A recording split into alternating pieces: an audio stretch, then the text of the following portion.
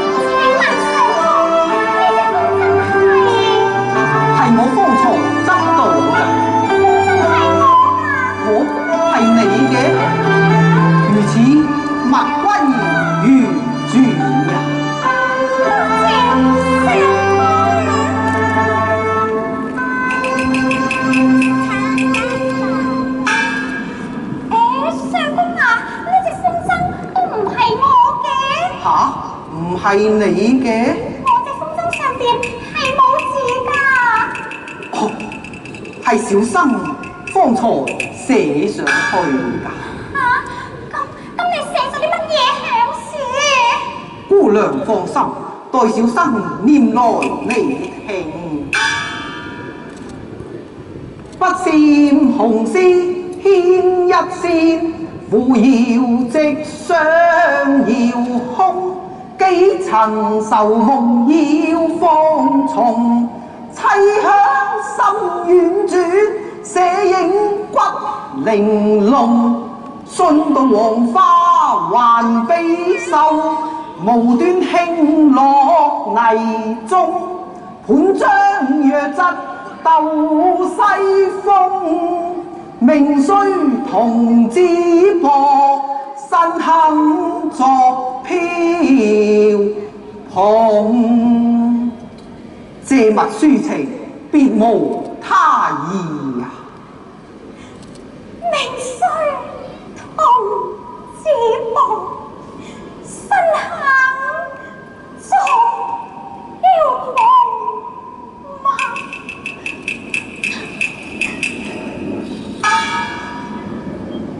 姑娘何以傷心落淚呀？相公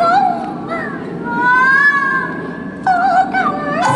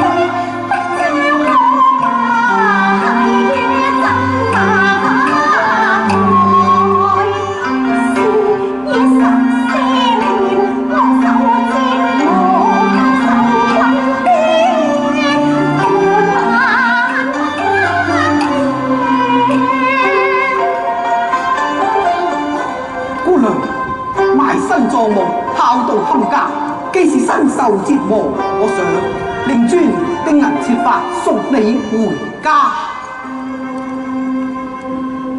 怎咯？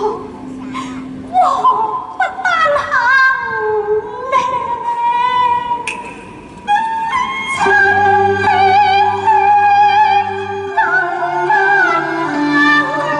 只在大紅天，飄飄雪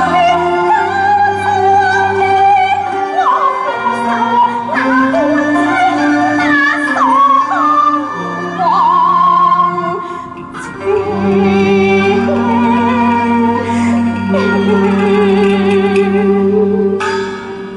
堪嘆若女飄零，家慘變，沉淪苦海更凄異。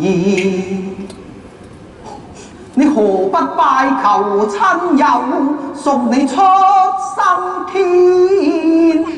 無親無故，要索無情。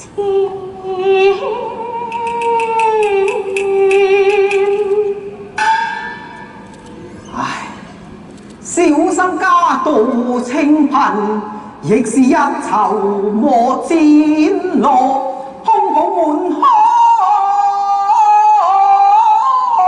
意憤，無能解為你悲書，百無一用是書生，真係可憐人通對，可憐人啊！